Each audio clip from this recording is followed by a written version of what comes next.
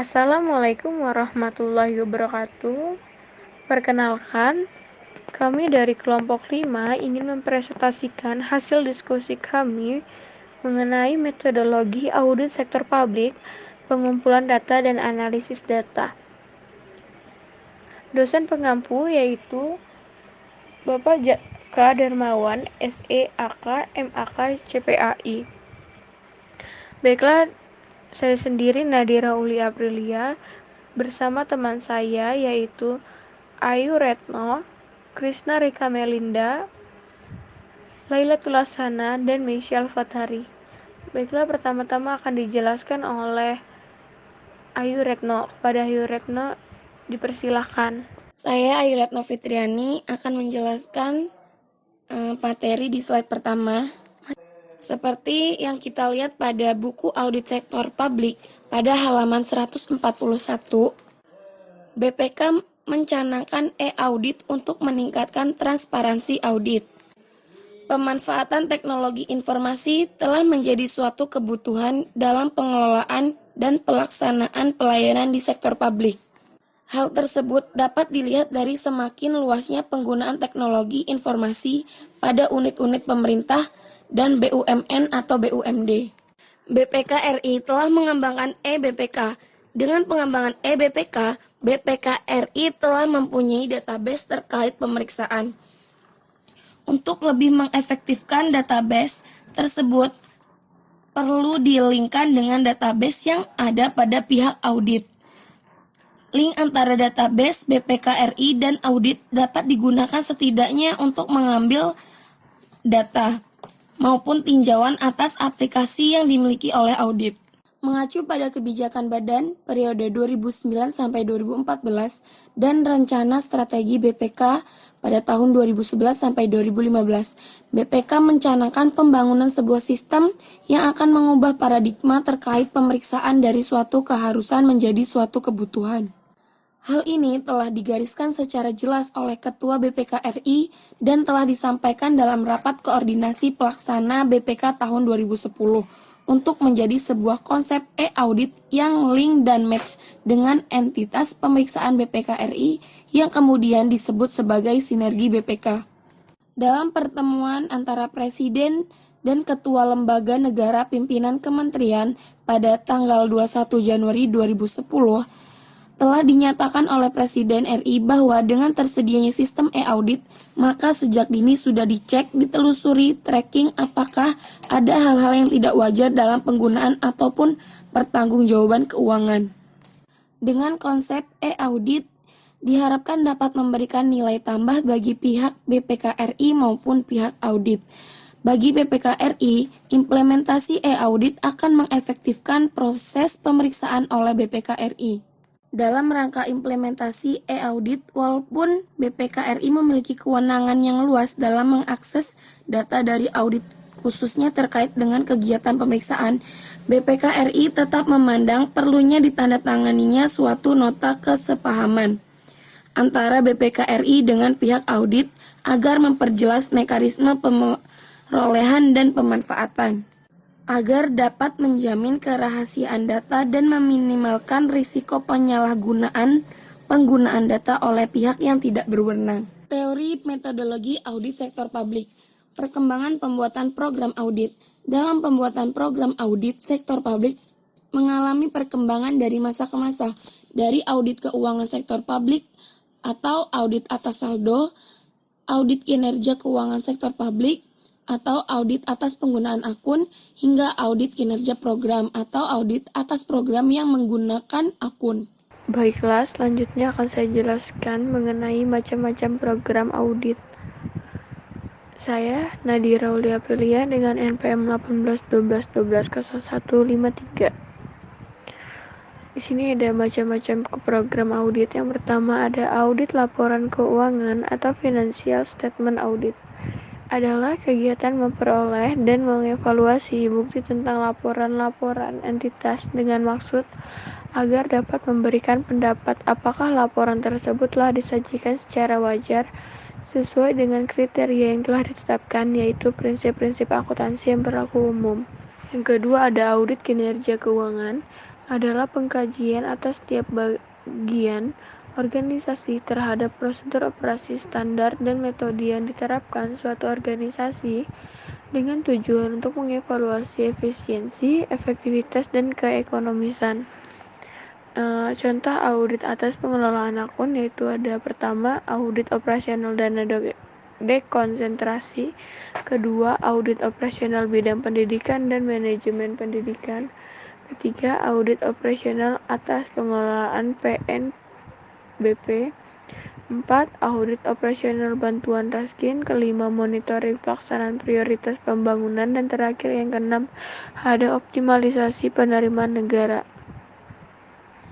Selanjutnya ada audit kinerja program, yaitu tinjauan atas suatu program yang dibuat dengan tujuan untuk menyediakan informasi bagi organisasi mengenai biaya dan kepemimpinan, serta memberikan evaluasi yang terukur mengenai output atau meningkatnya kesejahteraan pegawai atau nilai organisasi akibat pencapaian program, dan dampak efek dari suatu program terutama terhadap lingkungan organisasi.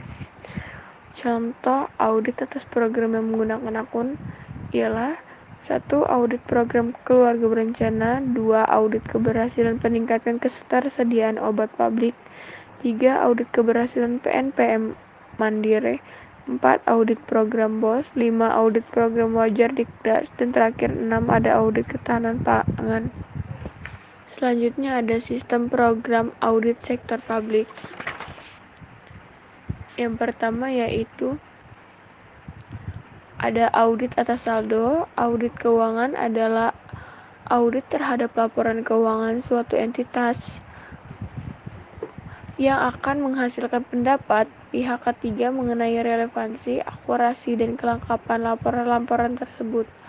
Audit keuangan umumnya dilaksanakan oleh kantor akuntan publik atau akuntan publik sebagai auditor independen dengan berpedoman pada standar profesional akuntan publik. Kedua ada audit atas pengelolaan akun. Konsep yang pertama dalam pengelolaan organisasi sektor publik adalah ekonomi, yang berarti pemerolehan input dengan kualitas dan kuantitas tertentu pada harga yang terendah. Ekonomi merupakan perbandingan input dengan nilai input yang dinyatakan dalam satuan moneter. Ekonomi terkait dengan sejauh mana organisasi sektor publik dapat minimalisir input sumber daya yang digunakan, yaitu dengan menghindari pengeluaran yang boros dan tidak produktif. Terakhir yaitu ada audit atas program yang menggunakan akun tersebut.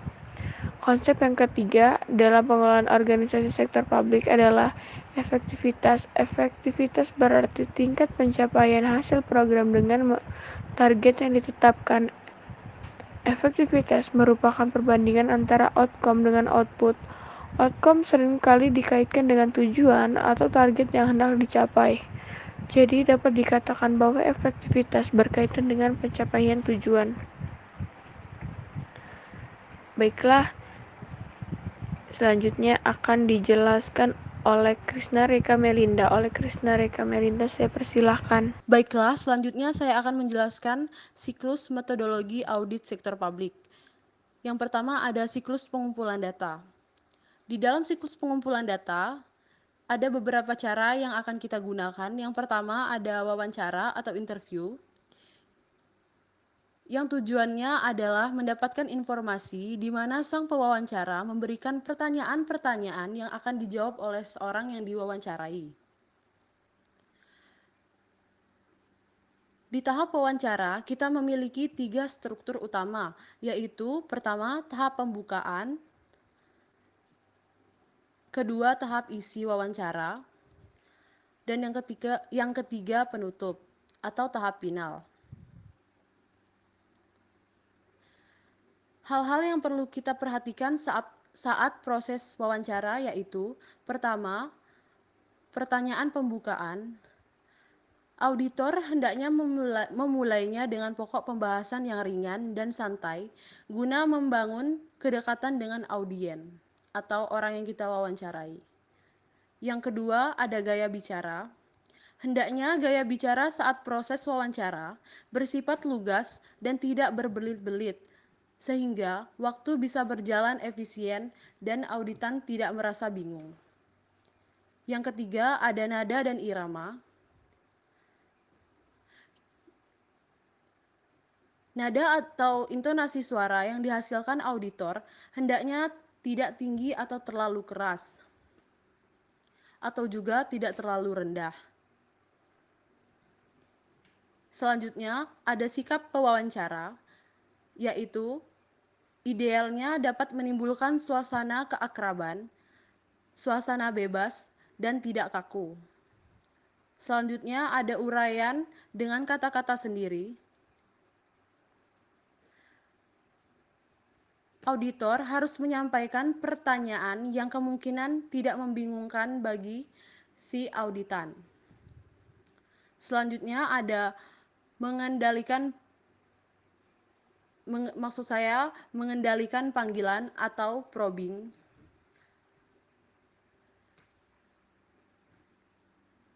Selanjutnya ada membuat catatan. Selain merekam dan proses wawancara, auditor juga sebaiknya mencatat hal-hal kecil yang berisi beberapa poin penting yang ditanyakan. Selanjutnya ada menilai jawaban. Ini merupakan langkah terakhir setelah proses wawancara berakhir. Harapannya agar seorang auditor mampu menilai jawaban dengan baik dan sesuai dengan prediksi kejujuran atau melalui sisi psikologis seperti gestur tubuh dan ekspresi auditan. Selanjutnya ada review dokumen. Di dalam review dokumen berisi beberapa kebijakan dan prosedur, laporan terdahulu, serta observasi atau pengamatan. Pengamatan lapangan yang diarahkan kepada fasilitas atau peralatan atau pegawai dan operasi yang dilakukan secara singkat dan bersifat umum dengan tujuan untuk memperoleh gambaran mengenai objek yang diamati.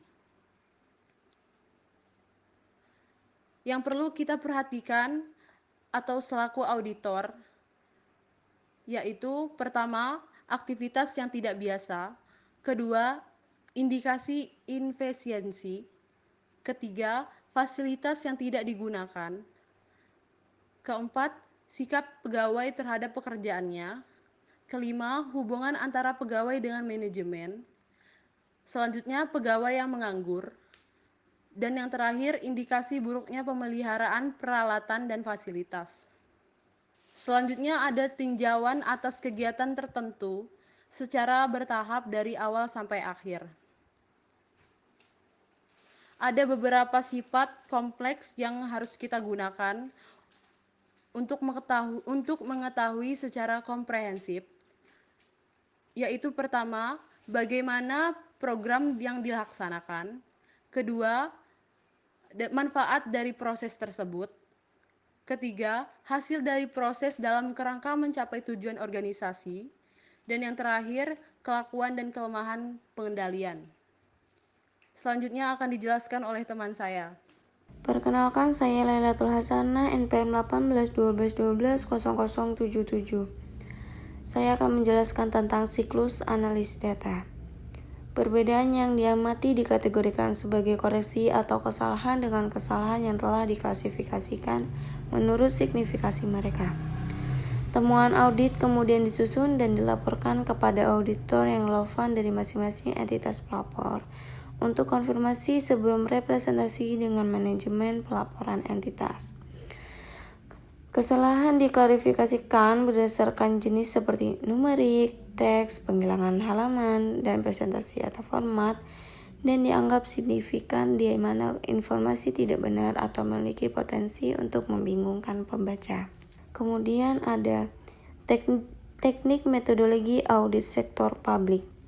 Itu yang pertama ada teknik pengumpulan data. Terdapat 10 teknik pengumpulan data yang akan dibahas sebagai rujukan metodologi audit sektor publik. Di antaranya, yang pertama, teknik prosedur analitis atau analytical procedure. terdiri dari studi dan perbandingan hubungan-hubungan antara data.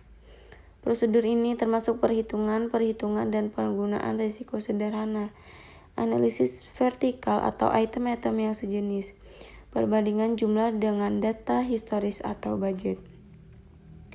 Yang kedua ada teknik inspecting, yang melibatkan penelitian secara cermat terhadap dokumen dan catatan-catatan serta pemeriksaan fisik terhadap sumber-sumber yang berwujud. Jadi melalui inspeksi ini, auditor dapat memeriksa keaslian sebuah dokumen atau mendeteksi adanya perubahan-perubahan yang mungkin dilakukan. Tiga, ada teknik confirming, yaitu bentuk penyelidikan yang memungkinkan auditor mendapatkan informasi secara langsung dari pihak luar yang independen. Yang keempat ada teknik inquiring, melibatkan pertanyaan baik lisan maupun tulisan oleh auditor. Pertanyaan-pertanyaan ini dapat dibuat secara internal kepada manajemen atau pegawai klien seperti pertanyaan tentang persediaan yang usang atau kemungkinan dapat ditagihnya piutang usaha, atau secara eksternal menanyakan kepada pengacara yang berkaitan dengan kemungkinan hasil perkara. Yang kelima ada teknik counting. Dua pengguna yang paling umum dalam counting atau perhitungan adalah yang pertama, perhitungan fisik aktiva berwujud seperti jumlah kas atau persediaan yang ada dalam organisasi. Dan yang kedua, perhitungan untuk dokumen yang diberi nomor sebelumnya. Pada poin pertama menyediakan alat untuk menilai bukti fisik dari jumlah yang ada. Sedangkan poin kedua bisa ditinjau sebagai penyediaan alat untuk mengevaluasi bukti dokumentasi dan kelengkapan catatan akuntansi. Yang keenam, teknik tracking, yaitu teknik penelusuran bukti transaksi. Apakah sudah dicatat dengan benar ke dalam jurnal? Arah penelusuran ini dari dokumen ke catatan akuntansi. Prosedur ini bertujuan untuk memberikan keyakinan bahwa semua bukti transaksi telah dimasukkan ke dalam akun. Maka sangat bermanfaat untuk mendeteksi catatan akuntansi yang disajikan lebih rendah, misalnya utang usaha. Jadi teknik ini penting untuk mendapatkan bukti yang berhubungan dengan penegasan untuk kelengkapan. Yang ketujuh ada teknik vouching, yaitu teknik yang merupakan teknik penelusuran catatan jurnal ke bukti transaksi untuk menentukan keabsahan dan ketelitian transaksi tersebut. Yang kedelapan ada teknik observing. Auditor dapat menggunakan teknik observing atau pengamatan secara langsung terhadap kegiatan perusahaan yang biasanya bersifat rutin. Berbeda dengan teknik inspecting di mana auditor bisa melakukan pengecekan secara fisik, dalam teknik observasi ini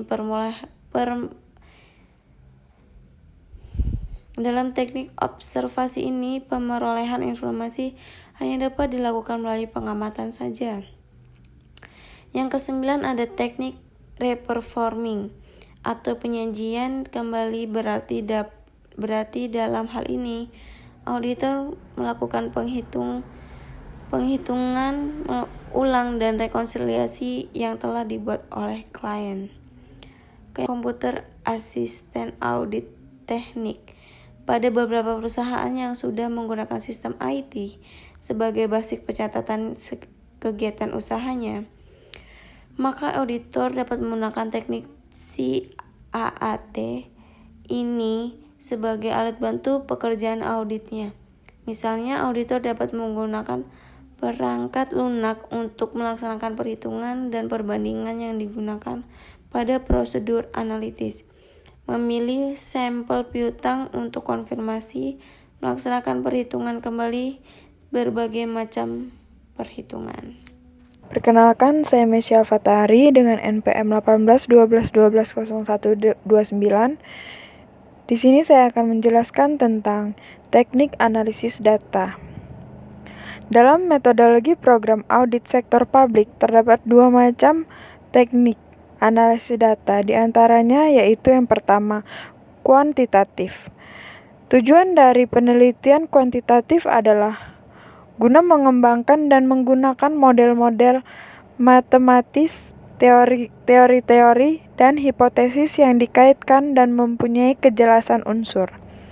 Penelitian kuantitatif dilakukan secara objektif, dengan hasil output yang dapat digeneralisasi. Hal yang perlu diperhatikan dalam penelitian kuantitatif adalah yang pertama, langkah penelitian. Yang kedua yaitu hipotesis, yang ketiga desain, yang keempat pengumpulan data, yang kelima analisis data. Kemudian proses penelitian kuantitatif. Dalam penelitian kuantitatif, metode yang digunakan antara lain metode survei, ex post, fakto, eksperimen, evaluasi, action research, atau selain metode naturalistik dan sejarah. Setelah metode penelitian dilakukan, maka yang perlu dilakukan adalah penyusunan instrumen penelitian yang digunakan sebagai alat pengumpulan data yang dapat berbentuk tes, angket, atau kuesioner untuk pedoman dan wawancara atau observasi. Dalam menentukan instrumen perlu diteliti terlebih dahulu validitas dan reliabilitasnya. Berdasarkan proses penelitian kuantitatif tersebut, maka penelitian kuantitatif bersifat linear, di mana langkahnya jelas, mulai dari rumusan masalah, teori, hipotesis, pengumpulan data, analisis data, serta membuat kesimpulan dan saran. Penggunaan konsep dan teori yang relevan dalam menyusun hipotesis merupakan aspek logika.